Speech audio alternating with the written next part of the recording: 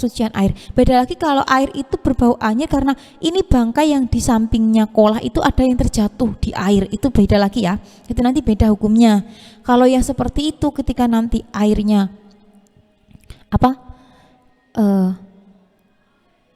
kurang 2 kolah, kemudian kejatuhan bangkai seperti itu, nanti hukum air bisa menjadi najis gitu.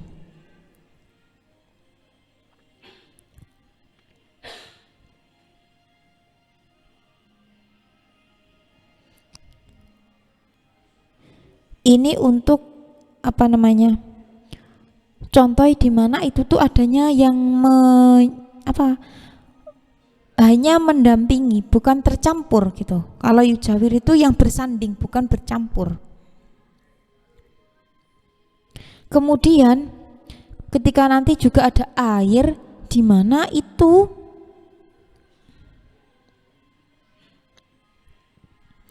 ada perkara yang mujawir atau mendampinginya, bukan mendampingi sih bahasanya, bersanding dengannya, dimana itu sulit untuk dipisahkan, seperti halnya minyak ya, minyak atau di sini tuh lemak gaji kayak gitu. Itu nanti misal tercampur minyak, itu air tercampur minyak dan mengalami perubahannya banyak sekali, itu nanti tidak bisa merubah kesucian air. Jadi hukumnya air itu tetap suci gitu. Jadi hukum air tersebut tetap suci ya, tidak berubah menjadi najis, tidak. Meskipun itu kejahatan minyak dan mengalami perubahan yang banyak. Jadi semisal ini tadi dari perkara yang saya sebutkan ada 5 tadi, mulai dari di mana air itu berubah warna menjadi hijau, misal gara-gara adanya lumut atau ganggang yang hidup di ekosistem air tersebut. Kemudian juga air laut yang mana rasanya sudah beda ya, atau air kali yang melewati tanah kapur. Terus tadi juga ada air yang kejatuhan oleh daun kering, dan air yang mana ditaruh di wadah yang dilapisi oleh timah, serta air yang bersandingan dengan adanya bangkai yang mana bau bangkai itu menyalur ke air karena terbawa angin. Itu nanti ketika kalian menemui hal demikian, jika kalian menyentuh air yang demikian saya sebutkan tadi, itu hukumnya tidak najis. Jadi ketika kalian pakaiannya terciprat oleh air yang demikian, itu pakaian kalian tetap suci, boleh untuk sholat kayak gitu loh, tidak najis. Jadi itu tentang air yang dimana mengalami perubahan beberapa sifatnya, akan tetapi tidak merubah sifat kesuciannya. Tadi kita yang pertama telah membahas pembagian air yang tohir mutohir, air mutlak atau air yang suci dan mensucikan. Untuk yang kedua kita akan membahas tentang air tohiru ghairu mutohir. Al-ma'u utawi banyu at-tohiru kang suci, ghairu mutohiri kang ora bisa nyucikake, salah satu anwa'in iku salah satu anwa'in telu piro-piro werna. Untuk pembagian air yang kedua yaitu air yang mana dia bersifat suci tapi tidak bisa mensucikan. Jadi kan yang pertama tuh air tohir mutohir, air mutlak, yaitu air yang suci dan juga bisa mensucikan, berarti bisa digunakan untuk bersuci.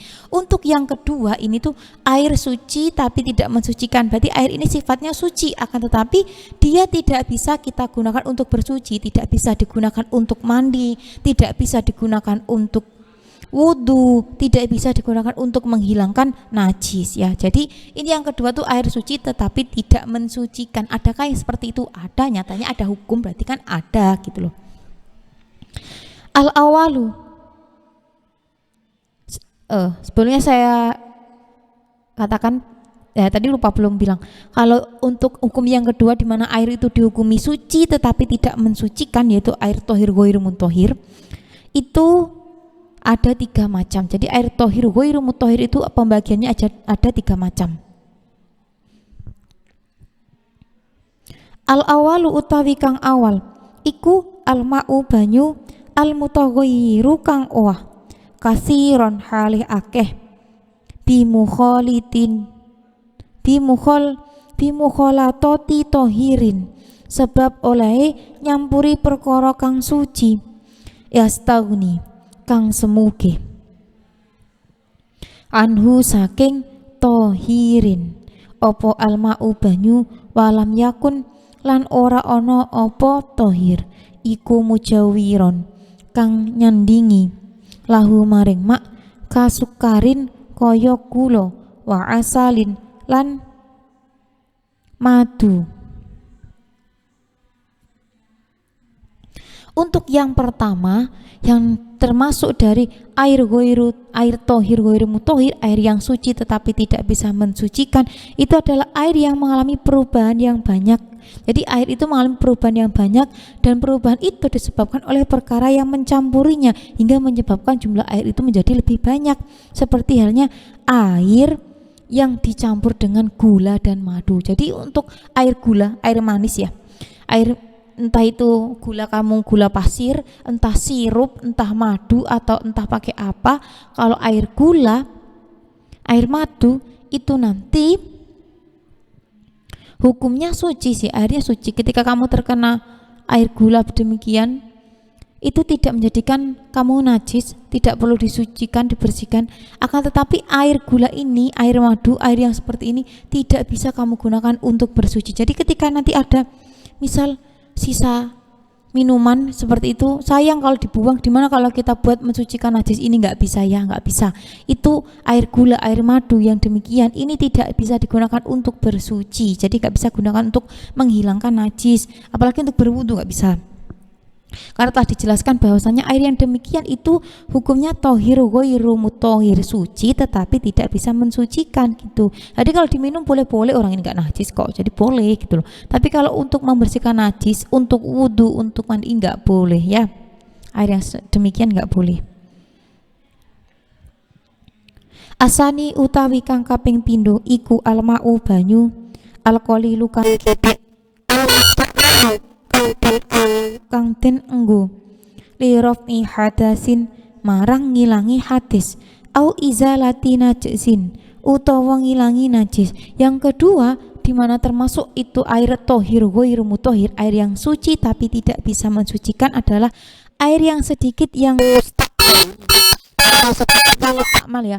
Air sedikit itu maksudnya air yang kurang dari ukuran 2 kolah, dan mustakmal berarti sudah digunakan untuk menghilangkan hadas ataupun najis. Jadi kalau air yang sudah kalian gunakan itu digunakan kembali, itu tidak bisa.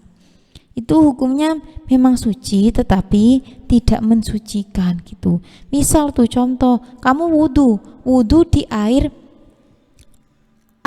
misal air apa tuh? Air yang ada di ember, itu kamu celup, itu tangan masuk kamu celup, otomatis kan kalau tangan kamu udah nyelup, itu nanti kan hukum air jadi mustakmal, sudah digunakan gitu. Jadi meskipun air itu terlihat bening, bersih, tak berubah warna, rasa ataupun baunya, tapi ketika ini nanti tangan kamu sudah menyebur ke dalam air yang satu ember, dimana waktu basuhan kamu yang pertama membasuh muka tuh kamu langsung celup, nggak pakai gayung, ini hukum air yang ada di ember sudah mustakmal. Nggak bisa kamu teruskan wudunya dengan membasuh kedua tangan, mengusap sebagian kepala dengan air yang sama, nggak bisa. Kamu harus cari air yang lain, karena kesalahannya itu dimana kamu pada awal wudhu kamu menyelupkan tangan kamu ke dalam air. Jadi kalau airnya tuh sedikit ya, nggak sampai 2 kolah.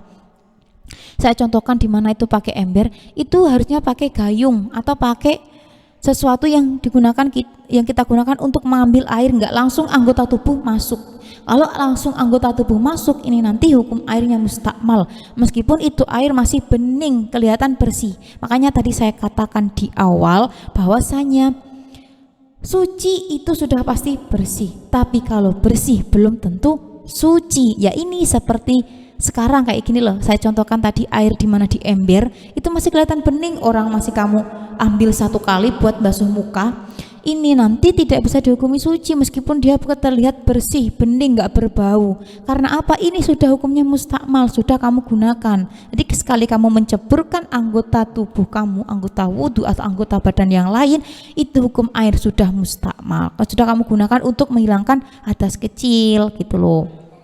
Jadi setiap air yang sudah digunakan untuk menghilangi hadas atau najis, ini nanti hukumnya mustakmal ya gitu. Dimana airnya tuh kadarnya nggak sampai 2 kolah ya. Kalau lebih dari 2 kolah mah bebas. Mau kamu nyelup anggota tubuh yang dijadikan apa? kewajiban wudhu yang wajib diwudukan atau seluruh